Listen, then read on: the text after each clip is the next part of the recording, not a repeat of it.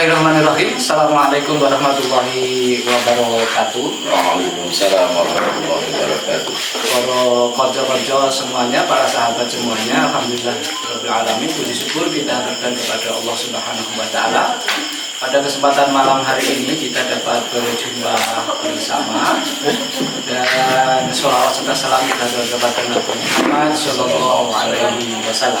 Konco-konco sedulur-sedulur semuanya, pada malam hari ini satu acara yang baru akan disampaikan atau dipersembahkan oleh Aliansi Masyarakat Madani. Dan apa acaranya adalah Dakonan Dadi Konco Tenanan. Malam hari ini siapa konco kita tenanan? Malam hari ini adalah teman kita, konco kita, sedulur kita adalah Bapak Wiwoho Aji Santoso SPD. Beliau sebagai mantan pengajar dari SD Negeri 2 Tepisari, Kecamatan Polokarto, Sukoharjo Makmur. Dan seperti apa kiprah beliau, gagasan beliau, cita-cita beliau, visi misi beliau terkait dengan masalah pendidikan, kemudian tentunya dengan kehidupan di warga masyarakat Sukoharjo. Kita sapa beliau, inilah Bapak Wiwoho Aji Santoso SP. Assalamualaikum Bapak. Waalaikumsalam. Selamat malam. Malam. Ini teman-teman dari Aliansi Masyarakat Madani ingin menjadi konco teman dari Bapak Wiwoho Aji Santoso. Tentunya kita berharap saudara-saudara kita, sedulur-sedulur kita, konco-konco kita semuanya di Kabupaten Sukoharjo akan menjadi konco tenanan atau temanannya Bapak Wiwoho Aji Santoso. Yang pertama mungkin kami sampaikan kepada Pak Wi untuk bisa memperkenalkan lebih jauh. Tadi saya hanya menyebutkan namanya saja, mohon untuk bisa disampaikan. Pak Wi ini dari keluarga pendidik atau keluarga ulama atau basicnya seperti apa dari waktu kecilnya Pak Wi? Terima kasih Mas Farid. Assalamualaikum warahmatullahi wabarakatuh. Para kawan, saudara kami di mana berada, khususnya yang berada di Sukoharjo. Alhamdulillahirrahmanirrahim. Tentu hal yang sangat membahagiakan bahwa Aliansi Masyarakat Madani berinisiatif untuk menyelenggarakan Dakonan ini. Apa tadi? Jadi konco tenanan. Ya. Baik, perlu barangkali memang masyarakat lebih tahu tentang siapa saya.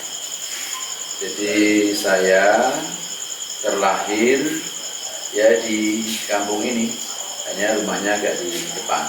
Ini namanya Kampung Balisari, Desa Mulur, Kecamatan Bendosari, Kabupaten Sukoharjo. Saya terlahir pada tanggal 4 Februari 1964. Ibu saya, Ibu Sri Mulyati, bapak saya, Bapak Emron Muhammad Saleh. Muhammad Saleh ini sebenarnya adalah nama dari kakek kami, yang kami. Jadi yang kami itu Diryo Santoso Muhammad Saleh. Jadi terkenalnya memang Mbah Saleh. Ya. Beliau memang ya bisa dikatakan seorang ulama, kan pada saat itu mendapatkan tugas dari Kasunanan Surakarta untuk menjadi penghulu atau menjadi tip di bahasa. Ya kalau sekarang mungkin seperti kawal. Nah, kemudian ya biasa kalau ulama itu dimanapun insya Allah kapanpun ketika masalah itu mesti menjadi pejuang, gitu kan? Nah termasuk kakek saya ini kemudian juga meninggal karena dianiaya oleh Belanda saat itu. Ini ada perlu saya kisahkan karena memang ada hal yang menarik dari ini menurut pandangan saya sebagai seorang guru gitu. Jadi ada nilai yang bisa saya petik dari kisah kehidupan kakek kami ini. Menariknya apa ya? Jadi di Balesari ini, di kampung Balesari ini, toleransi itu sudah dibangun sejak zaman dulu kala. Nah, di sini hadir kakek kami, Pak atau Mbah Bakri Muhammad Saleh, jadi Santoso Muhammad Saleh, sebagai yang bertugas untuk mengurus agama Islam. Sementara di sebelah barat ini, ya kira-kira dari rumah kami ini ya berapa ya, 400-an meter itu ada sendeng, ya, sendeng itu semacam rumah sakit. Oh iya. Ya. Yang di situ misinya seakan kontras karena di sana misionaris Nasrani dan Kristen. Asmanul Mbah Jalibin. Nah, tetapi dua orang yang sama punya misi dengan keagamaannya masing-masing ini ternyata memberikan keteladanan pada kami atau bangsa kita ini autentik toleransi. Jadi sangat akrab dan erat. Nah, pembuktiannya saya baru tahu kira-kira 4 tahun yang lalu bahwa ketika kami keluarga besar Bakri Muhammad Saleh Biro Santoso ini menyelenggarakan baninan atau sawalan saat itu halal bihalal, bule kami yang paling kecil jadi adik dari kakak saya, adik dari bapak saya yang paling kecil bernama Hajah Fatona yang sekarang masih ada di Sangkrah Solo. Dan sekarang masih ada di bule kami masih 2, Hajah Fatona yang paling terakhir dan kakaknya itu Hajah Sofia, itu saudara dari bapak saya. Itu menceritakan bahwa ketika itu Simbah itu dianiaya dengan dipukuli dengan senapan laras panjang. Sempat dihitung, Mbah Budi sama Budi saya itu menghitung. Sampai pukulan ke-50 Simbah itu masih, kalau bahasa Jawanya sih bergenggeng gitu ya, nggak apa-apa, masih nggak berdiri sehat itu. Tapi kemudian dengan bahasa Jawa yang halus memerintahkan Budi saya supaya lari, dan sesuatu yang aneh, larinya ini diminta ke sendeng itu, temui In itu putra tunggal dari Mbah Jalibin itu.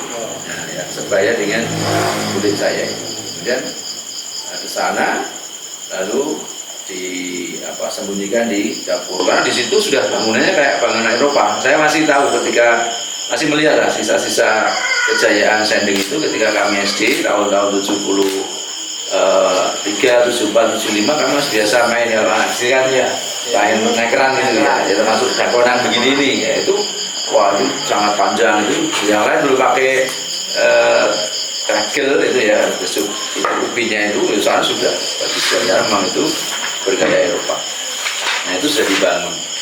Nah ketika kemudian kundur bule ini diberitahu oleh Simbah, dan itu bule masih sempat bertemu dengan Belanda-Belanda yang menyiksa kakek kami. Setelah itu beritahu bahwa mau sih tambah 80 kali pukulan, masya Allah, dan luar biasa. Simbah itu masih tetap biasa. Nah cuma kemudian hari berikutnya ketika bule itu agak panas, meriang, dan Simbah itu lalu ya hiburan seperti masuk angin itu beberapa kemudian itu. Maka kalau di makam Raden Ayu Sirang ini bisa kita lihat dulu ada menariknya. Kemudian saya ke sekolah di SD ini namanya dulu SD Tegarejo yang terus berganti ke Mulut 2. Jadi sekarang sudah kena regrouping ya. Saya lulus tahun 75. Berarti yang SD di depan ini? Nah di depan ini lulus tahun 75. Kemudian di Mendosari ini didirikan SMP percobaan. Jadi saat itu ada sarjana-sarjana yang ke desa itu namanya Butsi. Saya agak lupa kepanjangannya, tapi sebutannya Butsi itu mendirikan SMP percobaan. Dan sebenarnya saya berprestasi juga saat itu, saya ranking 1 di SD itu, tapi oleh kepala sekolah diarahkan untuk menjadi jadi murid awal lah di sini ya, banyak untuk bisa tapi Qadarullah kemudian hanya sampai mungkin 9 bulan. Kursi itu banyak yang diangkat sebagai pegawai negeri, sehingga kemudian pindah dari sini. Ya kemudian kami diminta pindah, ya ada yang ke taman siswa, ada yang, nah saya oleh bapak dipindah ke SMP Muhammadiyah 1 Solo atau Simpon sebutannya, karena berada di Jalan Simpon. Lulus SMP saya tahun 80, kemudian saya daftar di Sekolah Pendidikan Guru Negeri di Sidoarjo. Saya lulus tahun 83. Ketika menjelang lulus atau kelas 3 awal itu, bapak saya sudah karena pengalaman beliau, saya diminta sebelum kamu lulus, coba kamu bantu-bantu dulu di MI, karena nanti insya Allah kamu akan berada di sekolah dasar negeri. Nah, saya tanya, kok ngaten Pak? Ya, coba ngono, bab sing dokter itu. Saya ikut kira-kira 1 tahun saya membantu MI. Bagus saja jadikan 1 itu, karena dulu kan MI itu siswanya sedikit-sedikit. Ya, jadi ada 8 MI kalau tidak salah, 4 dari Muhammadiyah, 4 dari Wali Songo dan Nahdlatul Ulama. Ya, jadi saya sudah tentang toleransi bagi kami sekali lagi. Ya, bahasa dan mengajarkan bapak saya pun juga dari dulu sudah biasa itu. Jadi tidak pilih-pilih itu, menjadikan 1, dan saya mengambil supaya MI ini juga dikenal juga, saya ngambil pramuka dan olahraga. Sehingga saya melakukan ekstrakurikuler. Ya, alhamdulillah cukup menarik, dan banyak ini dari beberapa adik didik saya yang berprestasi sekarang ini. Paling grace ini Mas Mustahil Ahmad Dakanwil Jawa Tengah sekarang ini kan alumni MI Wali Songo. Oh, dia alumni di sini. Iya, alumni kalangan ini. Memang beliau menurut saya dari kecil sudah nampak beda, kepemimpinannya memang bagus, ya. Dia ada bakat menjadi pemimpin, ya. Yang bagus, akhlaknya juga. Ini contoh. Kemudian juga banyak juga yang murid-murid saya dari ekstra di MI itu, ada Mas Budi itu juga dari MI Muhammadiyah, kalau Mas Mustahil tadi dari MI Wali Songo, seangkatan itu. Nah, sekarang Mas Budi itu mengajar di daerah Jawa Timur, di Aliyah, dulu di Kalimantan, sekarang tidak.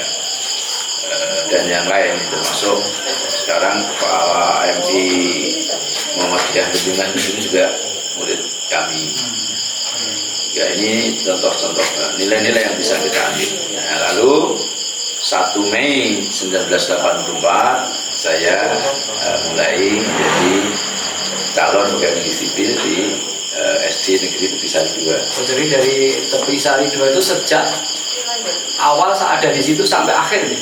Iya. So, karena memang saya sudah bertekad, Mas. Jadi begitu saya datang ke SD itu, saya hanya satu menghitungnya, ini daerah yang subur menurut saya, karena pas musim hujan itu subur. Kalau disentuh dari sisi mentalitasnya, saya yakin akan menjadi daerah yang. Perjalanan dari rumah sampai Tepi Sari berapa menit itu? Wah, kalau dulu agak lama karena dulu itu jalannya masih jeblok. Jadi saya itu masih mengalami cerita para guru. Mengalami jalan jeblok sampai dengan jalan yang aspal. Oh yes. Iya, jadi jalan jeblok biasa saya itu model itu, saya tidak punya sepeda motor, model bawa solet itu ya. Jadi dari bambu itu nanti bak itu ya penuh toh, kena lumpur, ya solet gitu ya. Itu pertimbangan menyenangkan. Jadi saya sudah bertekad, berdoa pada Allah, saya bertekad saya tidak akan pindah dari SD Negeri Tepi Sari 2, dan saya pengen tetap jadi guru, tidak yang lain sampai pensiun. Masya Allah, ternyata Allah kabulkan. Meskipun meskipun maju pensiun. Iya, itu. Para konco semuanya, sudah kita dengarkan bersama tadi bahwa ternyata Bapak Wiwowo ini dari kecilnya, bahkan di keluarganya tentang toleransi itu tidak ada permasalahan. Sejak dari kakeknya sampai dengan bapaknya sampai beliau sendiri ternyata masalah toleransi itu sudah menjadi hal yang lumrah bagi kehidupan bapak kita ini. Kemudian yang kedua, ternyata tekad untuk menjadi guru itu sudah sejak awal. Bahkan ketika menjadi pegawai negeri saja hanya satu untuk tetap bertahan di Tepisari yang kiranya jauh juga itu kalau dulu. Artinya perjalanannya ya loro-loronya itu ada. Oke para kocok yang masih setia dengan kami, panjenengan bisa tetap berada di sini di live melalui YouTube dan melalui Facebook kami. Silahkan nanti bisa bergabung bersama dengan kami yang ada di sini. Dan para konco semuanya, malam hari ini adalah dakonan. Dakonan itu sebuah permainan game yang mungkin para milenial muda ini masih belum tahu atau belum pernah merasakan. Maka seperti apa sih dakonan itu? Nah ini kami dengan Pak Wi akan mencoba mempermainkan atau main dakonan sehingga bisa dilihat. Kalau bagi yang sepuh-sepuh mungkin ini menjadi sesuatu tombol kangen. Bagi yang muda, bagi yang seusia dengan kami mungkin ya bisa menjadi pengiling-iling. Bagi yang milenial itu kok barang aneh seperti itu masih ada. Saya akan mulai Pak Wi. Kita akan mulai. Dulu dong. Itu salah. Yo. Ini Pak Wi yang menang, monggo saya persilakan untuk mulai. Bismillahirrahmanirrahim. Saya akan memulai.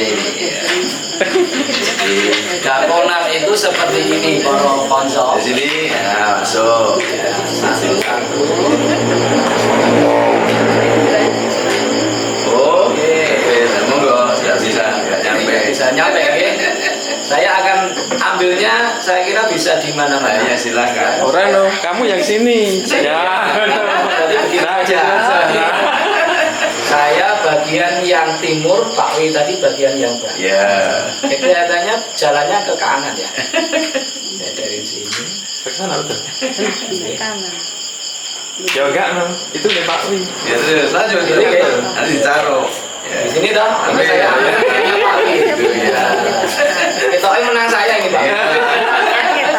Karena saya sudah berhasil mengambil. Ini dari Pak Wi belum. Nah, sabar aja menangi Gary. Iya, hubungan kita kan tradisi. Ya terus saya bicara. Coba saya ya. Iya. Ini saya nih gonku kayak gitu. Itu nih Pak Wi. Ya, makanya. Paling berarti benar saya. Di sini ya? Enggak. Sini. Nah, kamu tak sini. Sini. Oh sini. Nah. Oh, Wah ini generasi mie. ini ya karena generasi saya itu Orang generasimu loh. lali-lali kelingan gitu. Sini Lo jadi kita bola diadakan. Makanya ini kan merepresentasi tidak apa-apa. Kelingan. Nah, ini Wah, saya ambil. deal. Saya ambil sini lagi. Ya. Para konco. Ya, sini. Ini milenial, ini dakonan. Game yang sekarang mungkin sudah hilang Ya, nggak disimpan ada. di sini. Saya simpan. Oke, gitu. Oke. Para konco, ini mainan dakonan. Jadi kalau misalnya kita ambil pelajarannya, dakonan itu adalah butuh strategi juga yang pertama. Yang kedua butuh kesabaran. Jadi nek koncone itu etuk nyaruk mesti kita ya juga dalam hatinya itu panas. Maka butuh kesabaran.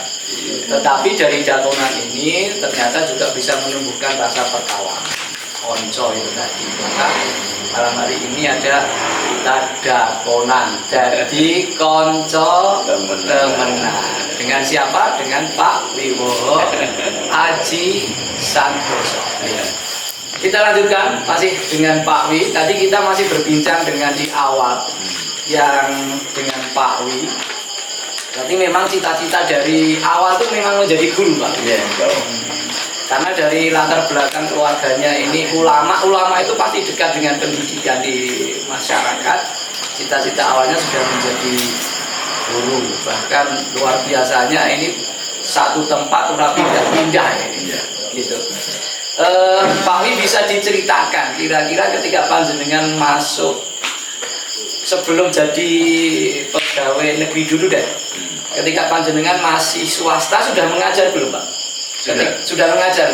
Jadi saya tanya, saya itu hanya selang berapa bulan itu. Jadi kami lulus, kemudian saya bantu di MI langsung karena saya sejak kelas 3 awal saya sudah bantu di MI. Oh. Jadi tidak memang begitu arahan Bapak supaya ada pengalaman di sekolah swasta dan agamis, kemudian nanti akan berpindah ke sekolah negeri. Dan itu banyak pengalaman. Ketika di bantu MI itu nyuwun pangapunten, honornya berapa Pak? Oh, iya. Awal di MI. Ya, bagus. Saya kira memang ini karena kita temanya suara hati USD.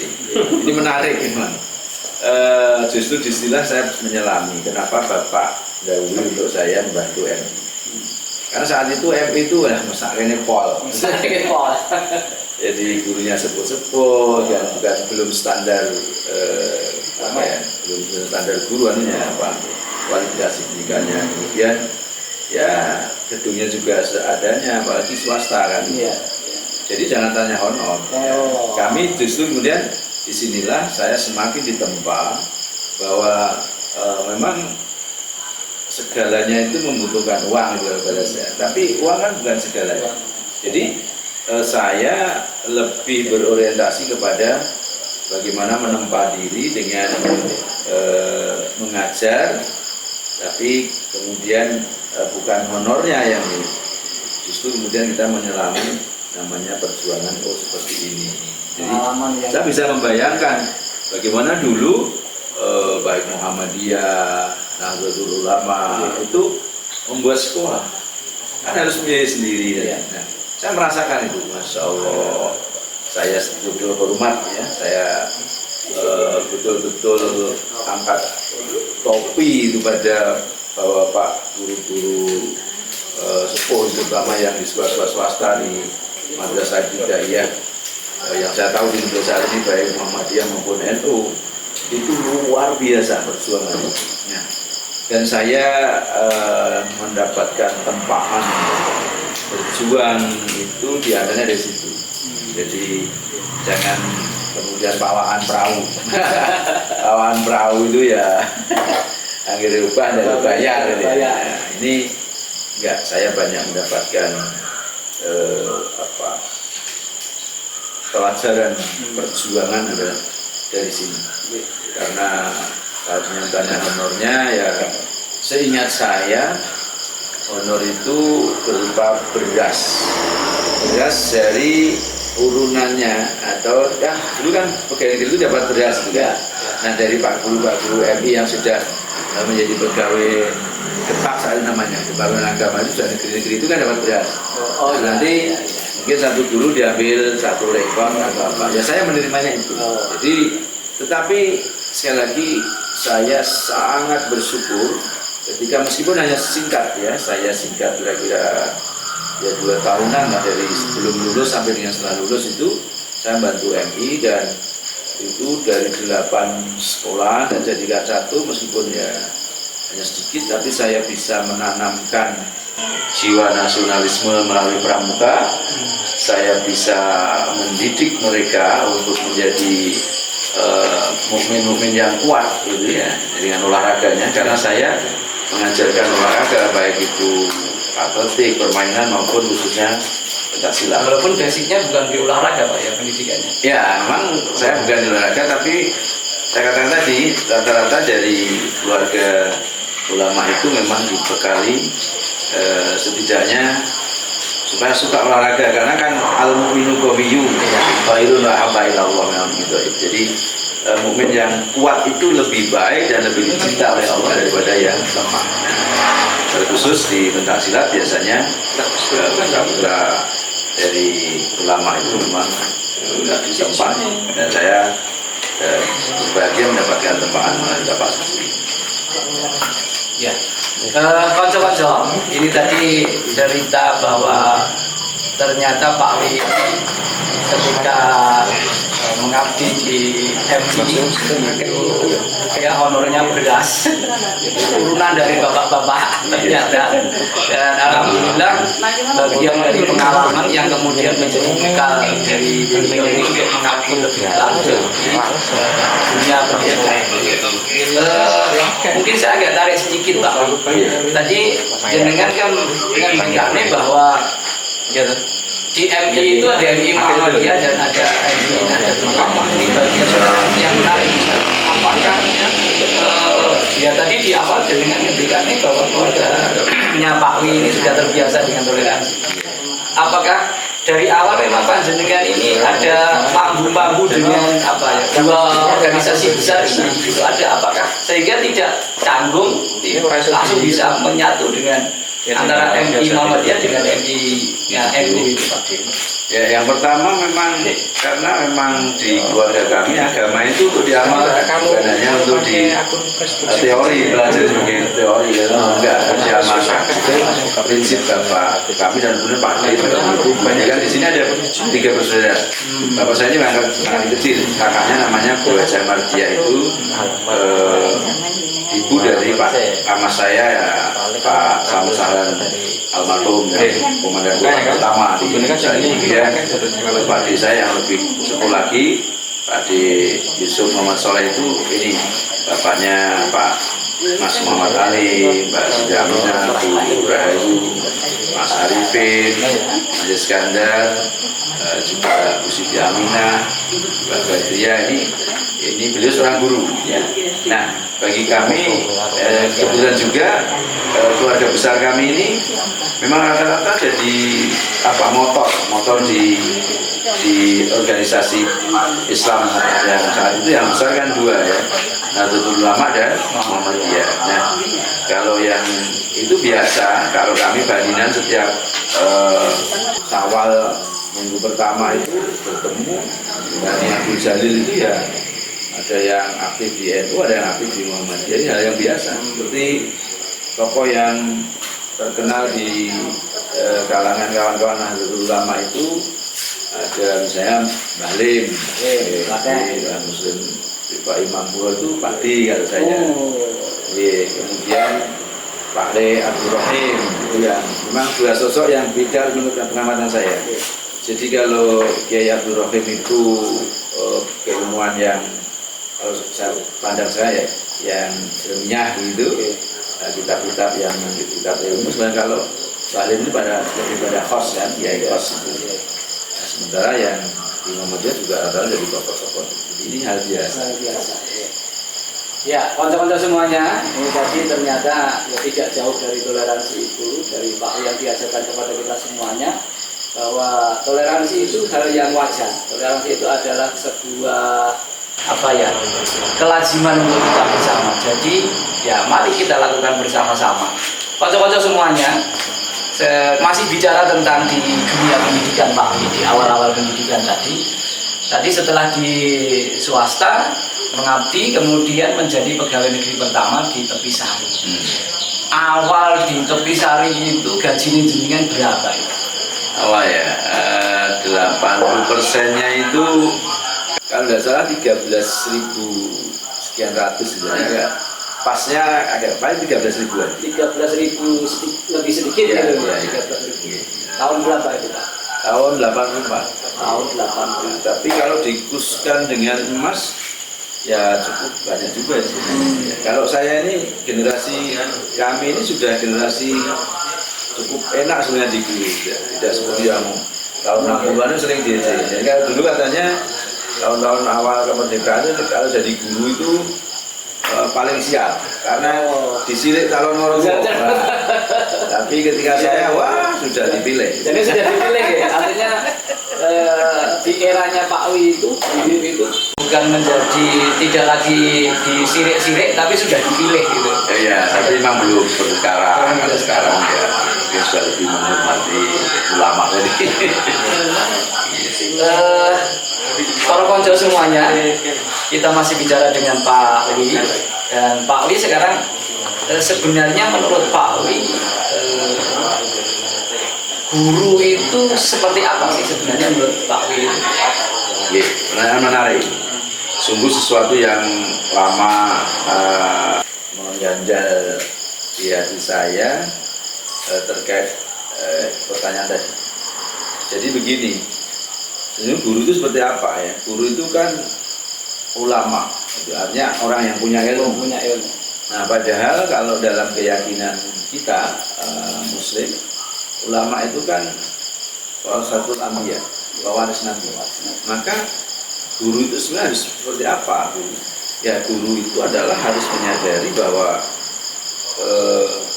pekerjaannya ini agak beda dengan yang lain, karena ini sudah ketika tepat niatnya itu bisa dunia akhirat.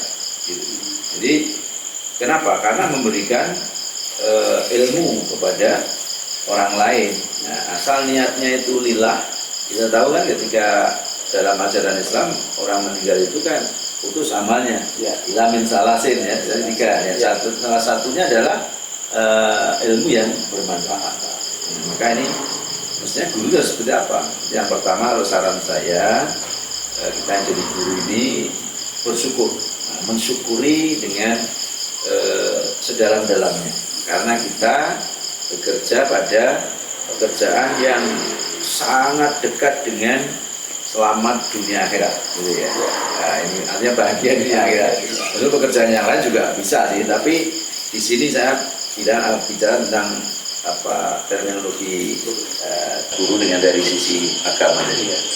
Tetapi ketika salah niat, wah itu kan juga belusuknya banyak orang. Nah, ini juga akan berisiko. Saya kira sangat balance. Maka kemudian yang kedua, setelah niat itu mensyukuri dan menata niat. Tata supaya kita niatnya lillahi ta'ala. Benar-benar kita ingin menjadikan anak bangsa ini menjadi orang-orang yang berprestasi dunia akhirat. Kalau bahasa saya begitu. Nah, terkait dengan itu maka sangat penting guru ini memperhatikan nilai dan sikap. Value and attitude itu amat sangat penting.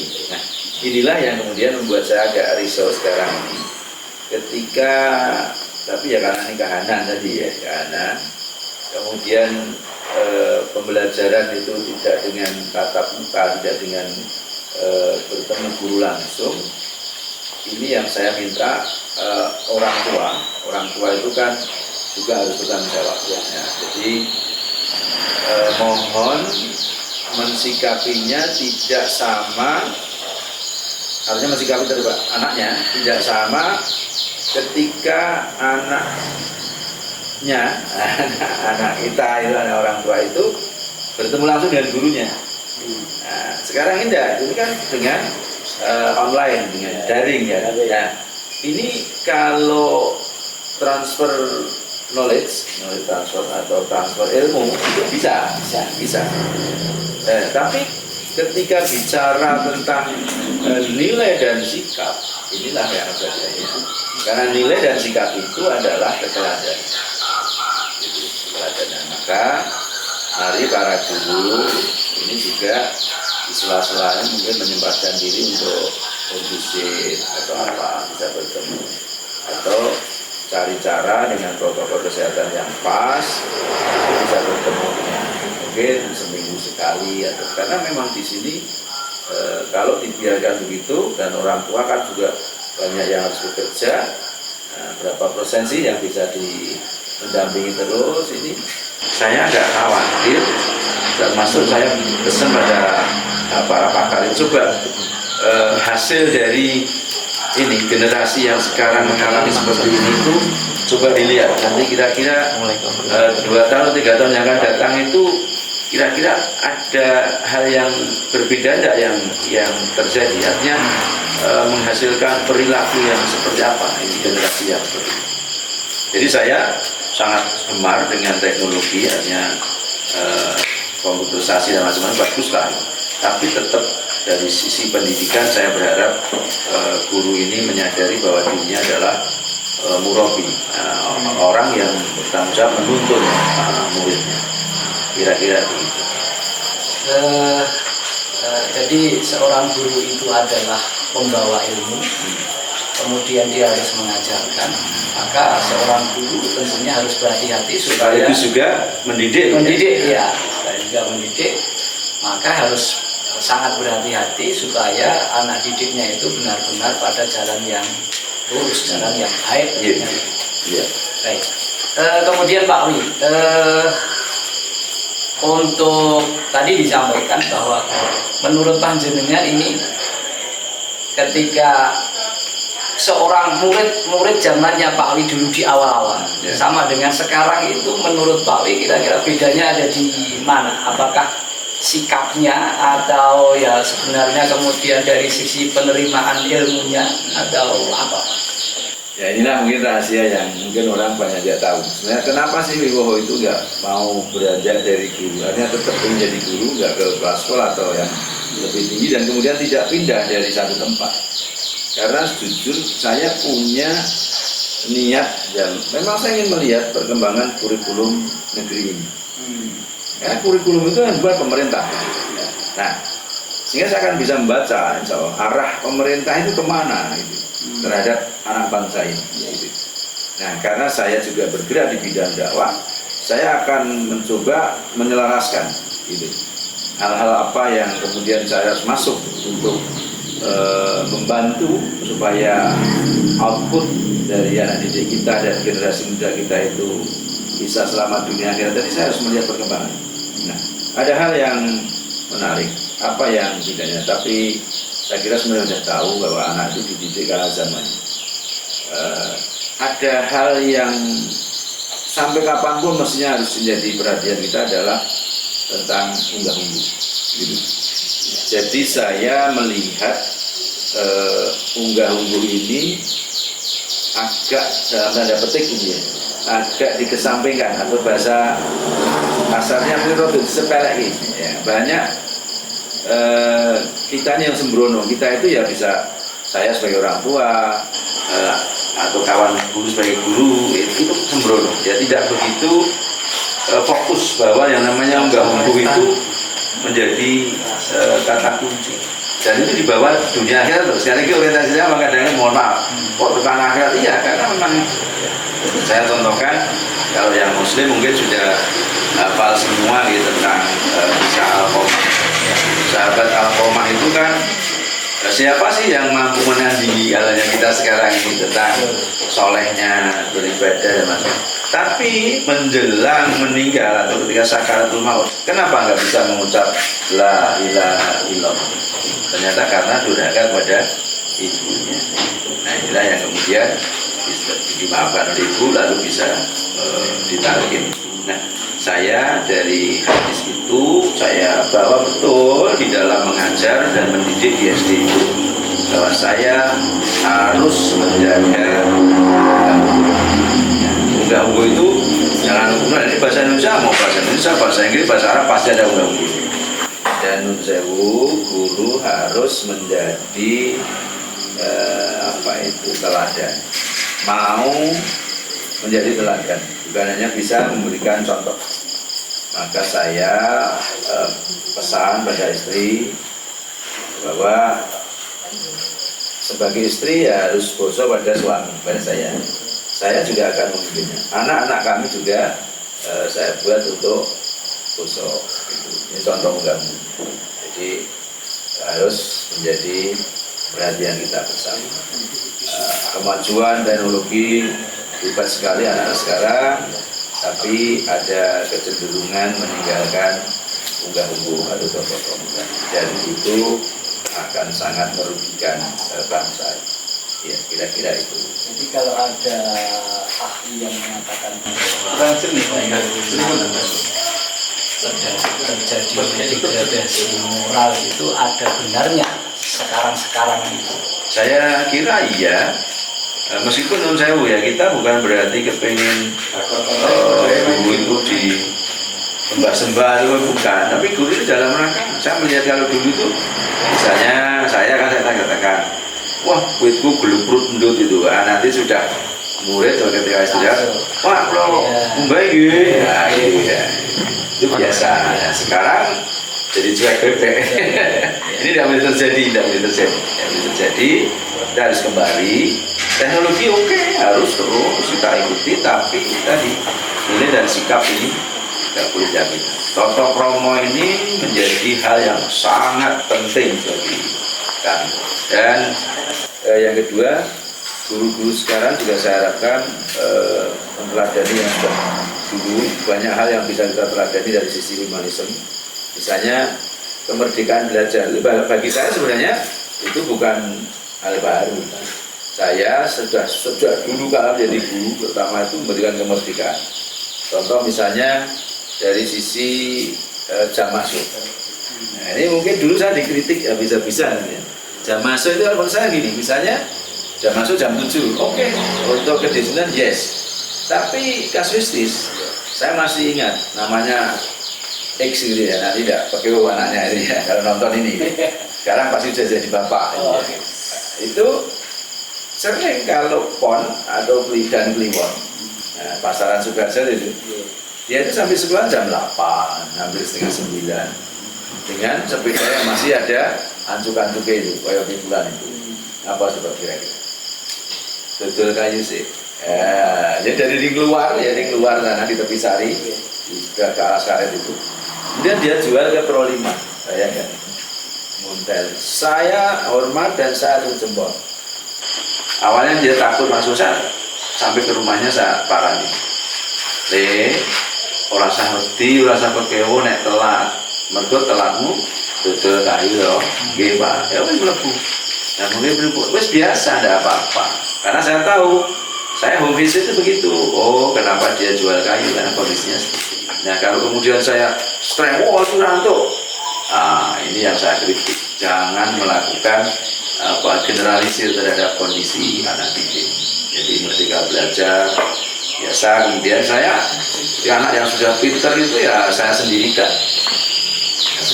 lah, bawa ke perpustakaan ya dulu kan dia kecil-kecilan itu, sehingga kalau sekarang yang jadi tenaga kependidikan atau tata usaha kalau belum pindah itu di SMP Negeri 3 Bendosari itu anak angkat saya pertama.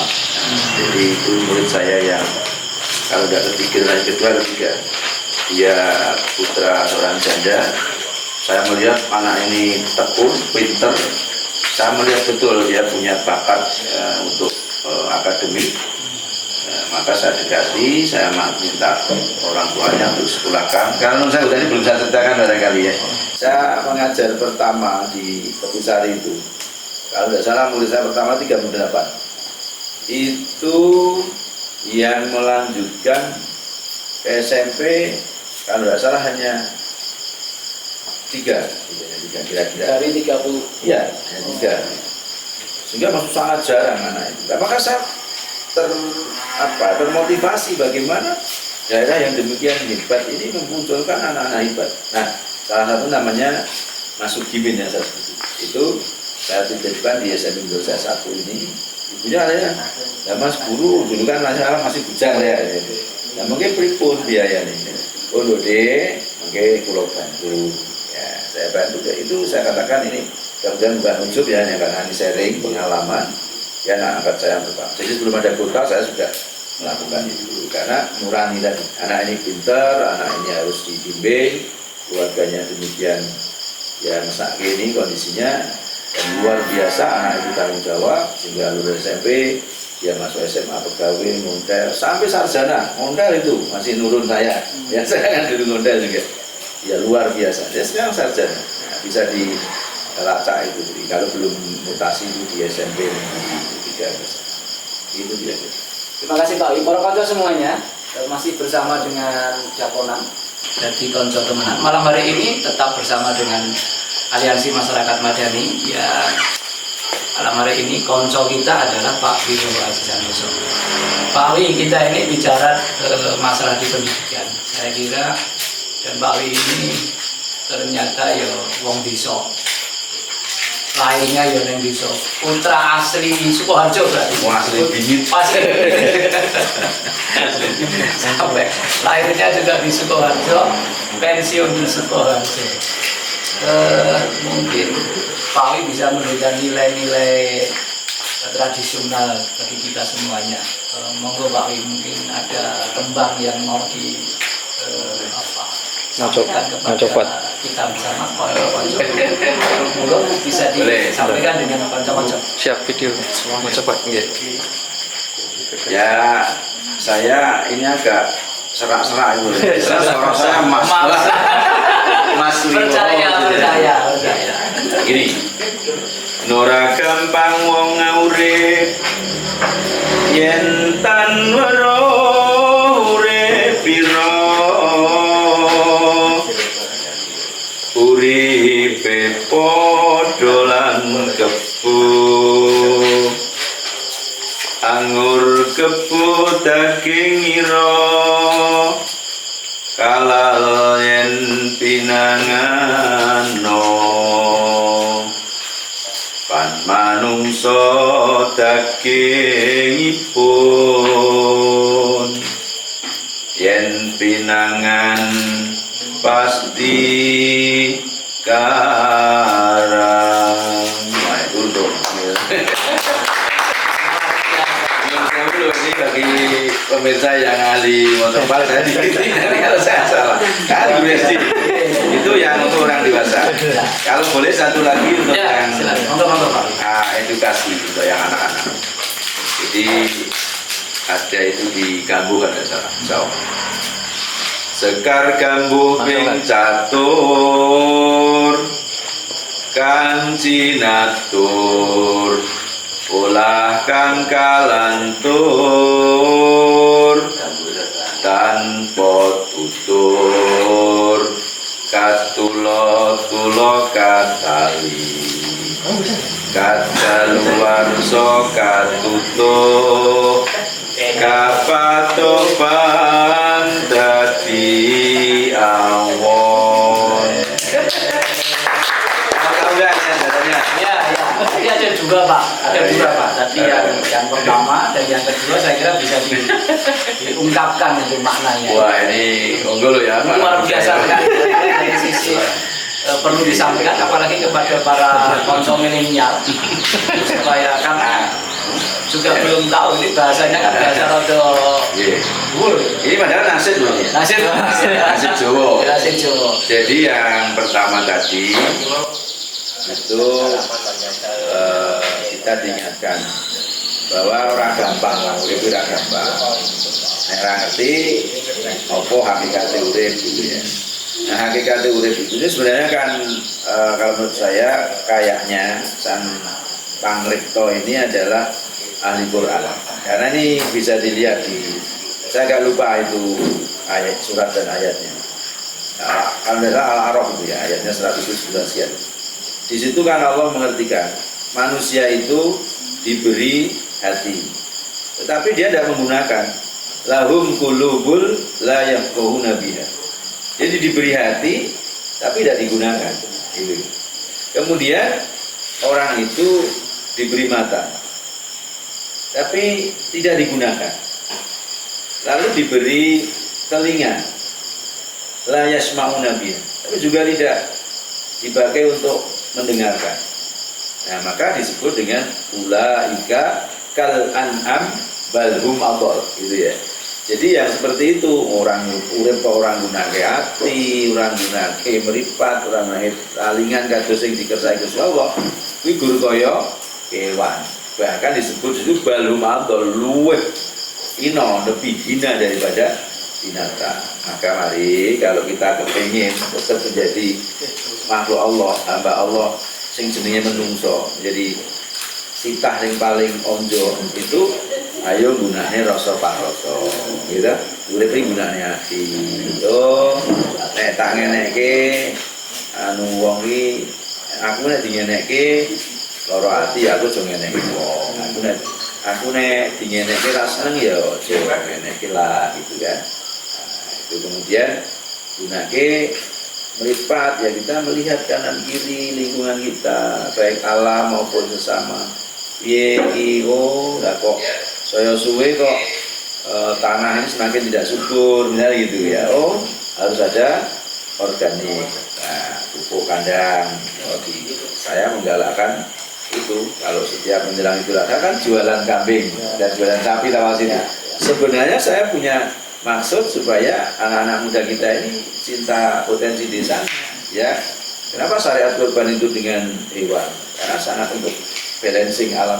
Allah sudah luar biasa konsepnya, tinggal kita. Kemudian diberi telinga ya di rumah kita, sampai wah amat disonggo ada kurang ini kurang itu kita bahas. Itu yang pertama. Nah, yang kedua tentang artinya hidup harus pakai rasa, pakai hati. Iya kan gloso pangroso mas. Kemudian yang kedua itu tentang mendidik anak. Jadi nggak ada bocah ujuk-ujuk nakal itu nggak ada. Nah di sini orang itu menjadi nakal, katakan jadi raboso. Orang yang ujuk-ujuk kok misui non sewu mas bahasa kasaran betak boy terkis sudah ada. Kalau dia terbiasa dengan Gus. Nah, bisa terjadi seperti itu kan tadi disebutkan kadaluwarso katutu. Nah, terlambat untuk mengingatkannya itu. Kapato pada dia awal jadi kebiasaan jadi guru. Maka disinilah nilai-nilai tradisional itu jangan lu dia lagi. Ya, kita ambil yang bagus. Tanpa anti kemajuan ya maju tapi dengan fondasi. Itu kira-kira.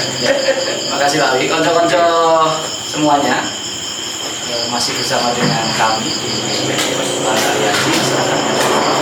Ada sebenarnya kita masih ingin mengulik lebih tajam, lebih dalam lagi. Kayaknya pembicaraan kita baru sebentar, tetapi kok masih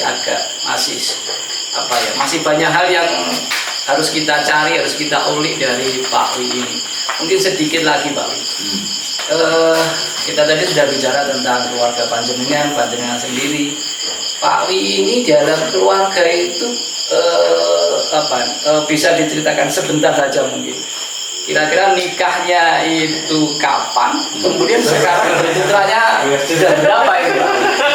Nah, ini saya sering lupa tanggal. Tapi kalau tanggal pernikahan insya Allah nggak lupa. Tapi kalau tanggal lahir anaknya sering lupa. Nah, kalau pernikahan saya itu 22 Agustus 1991. Nah, bener nanti dia salah, istri saya bisa marah. Istri tercinta itu sinten Mbak? Wah, ini menggiring ini. Ya tentu ya kan sudah tidak. Istri itu ada 3. Ya. Itu Bu Siti Haryana. Nah, ini beliau juga atau dia kok belum. Dia juga dari keluarga pendidik karena bapak mertua kami almarhum Pak Haji Misran Nur itu juga dari guru kemudian pensiun sebagai kepala sekolah. Anak saya sebenarnya banyak, berapa? 5 atau berapa? 6. Tapi yang oleh Allah diamanahkan sampai sekarang ini tinggal 2. Jadi tinggal yang pertama namanya Montowiryo Muhammad Pangus. Wah, ini orang sering jadi anak Montowiryo ngece daripada kita leni rapinya. Ini punya tujuan. Jadi Montowiryo itu kan namanya Pangus Muhammad untuk kita tahu panggilan kita Panrus. Harapan saya anak saya itu pemuda Jawa yang dia punya semangat juang untuk bangsanya dengan berlandasan pada tuntunan Rasulullah Muhammad SAW. Dan yang kedua Ali Imran Muhammad Panrus.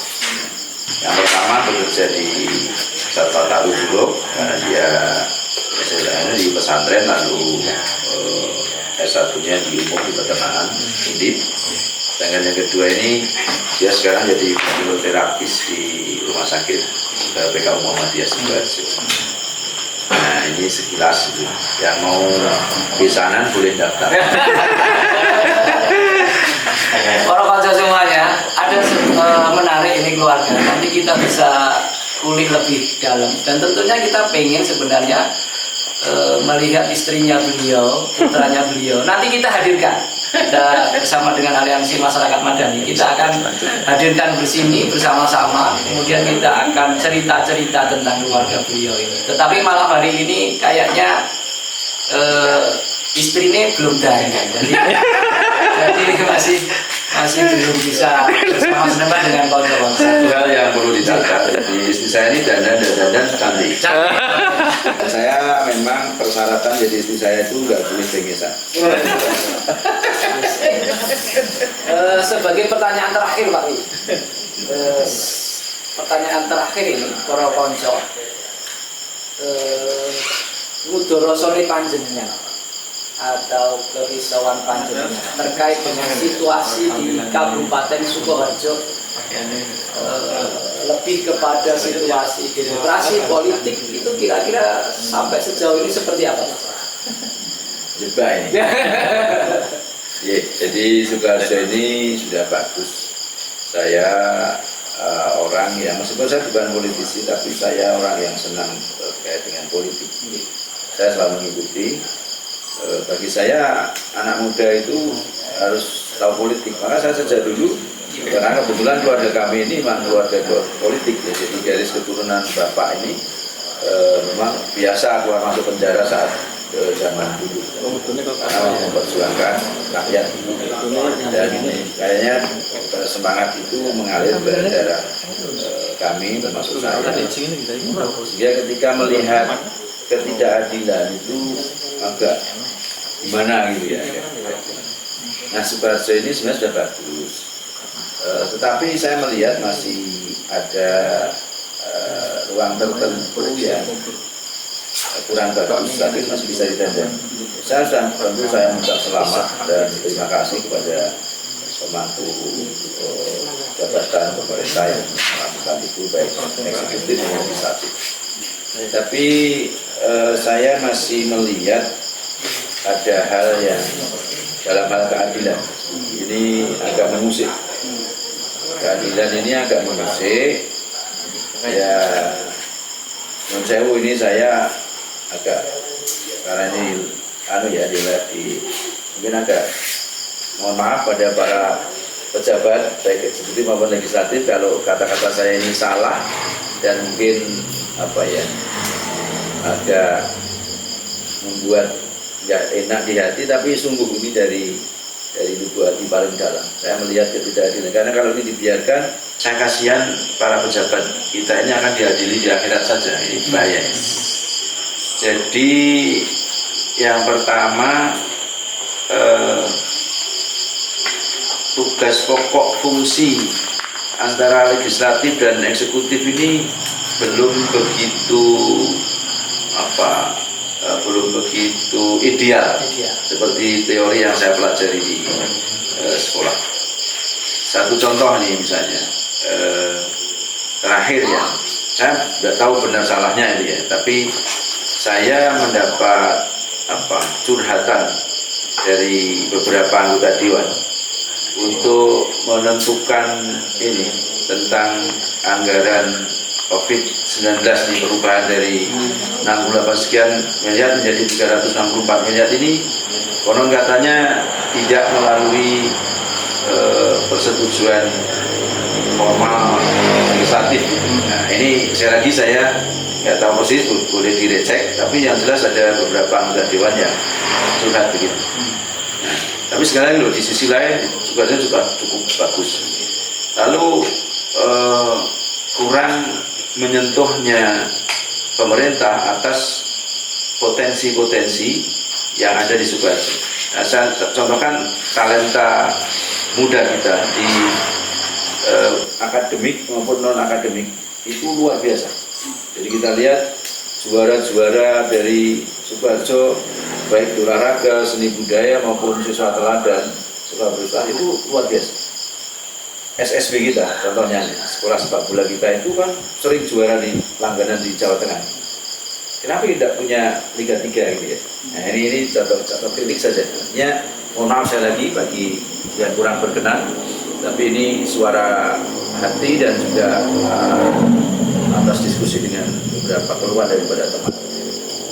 Tapi dari sisi lain sudah cukup bagus Pak Arso ini. Nah ini lalu dari sisi keadilan pegawai negeri ini juga curhatan dan saya juga merasakan, apalagi kalau ini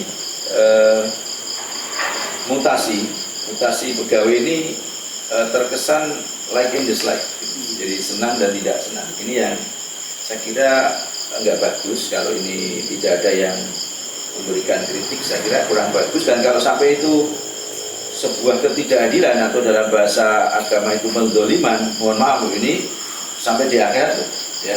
Jadi jangan main-main dengan seperti ini. Kalau yang kemudian dimutasi itu tidak sesuai dengan aturan dan kesalahan juga enggak ada, berarti kan penzoliman. Dan selama tidak minta maaf pada yang dizolimi, itu akan ditagih besok di akhirat. Lihat itu di hadis tentang orang yang pailit. Ya, yang pailit itu kan bukan yang tidak mampu, bukan.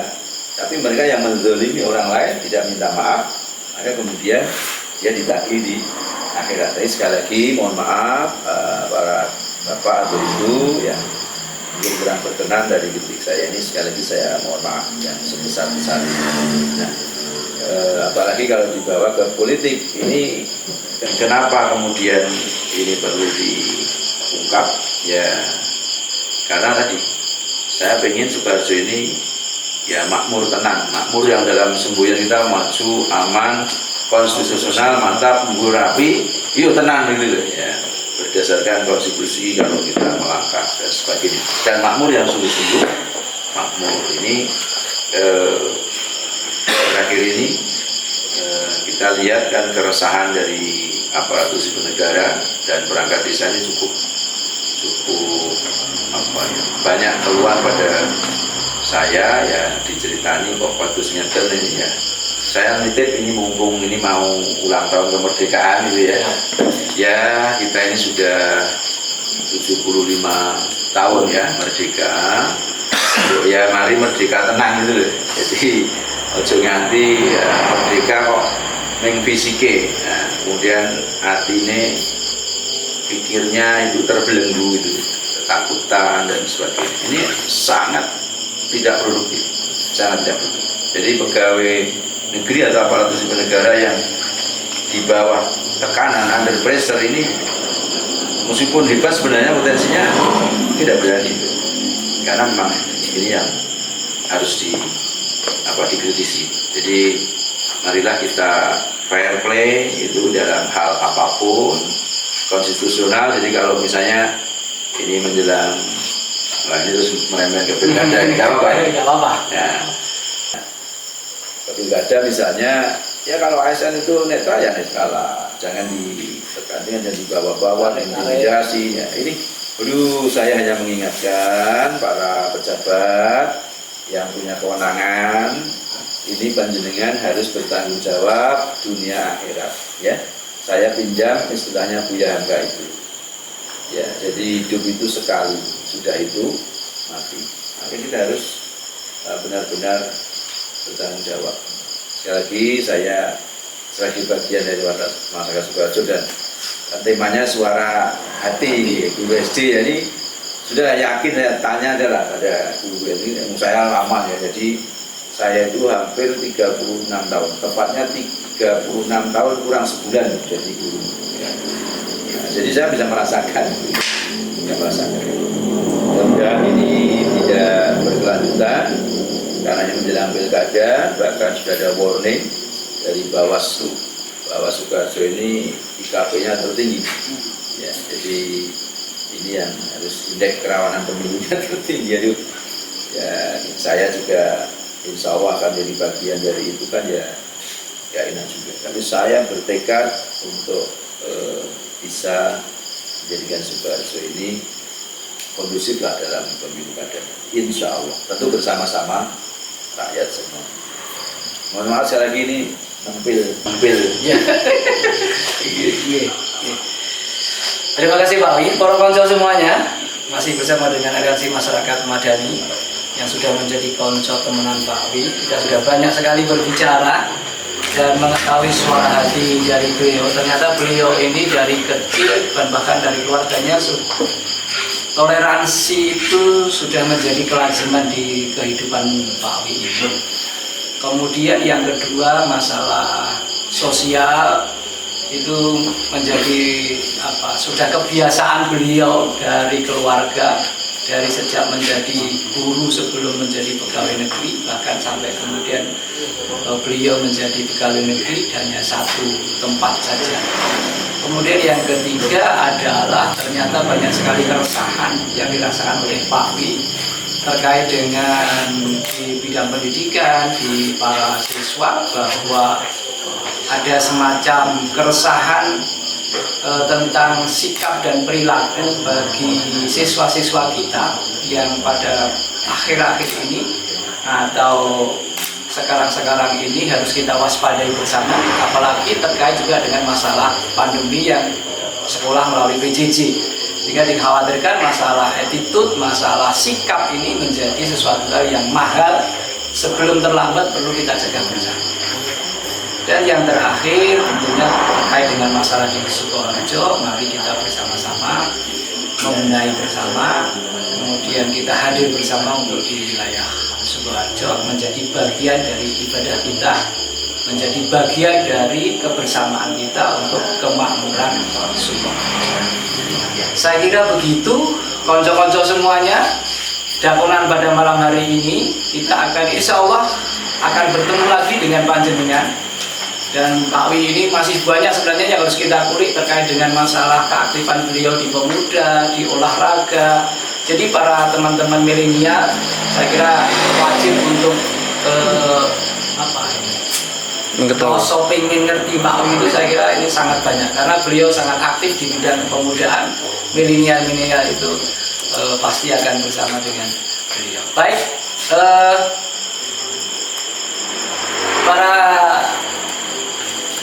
konco semuanya juga kita masih akan mengulik Pak Wi nanti di lain kesempatan. Pak Wi ini juga ternyata beliau ini aktivis terapis. Nah ini yang juga perlu kita sampaikan. Jadi selain di kepemudaan, olahraga, beliau itu selain guru, beliau sempat jadi terapis. Itu luar biasa. Dan itu tentunya banyak hal yang akan kita kulik dari Pak Wi. Dan terima kasih Pak Wi, saya sampaikan ini dari Aliansi Masyarakat Madani, sama-sama jadi kebaikan panjenengan. Sama-sama untuk tetap bersama membangun Sukoharjo tercinta ini. Terima kasih saudaraku, konco-konco semuanya, dan saya akhiri sebagai bentuk akhiran saya nanti kita akan bermain dakon lagi Pak. Ya, nanti siapa yang menang gitu. Terima kasih, kami akhiri. Assalamualaikum warahmatullahi wabarakatuh. Waalaikumsalam warahmatullahi wabarakatuh.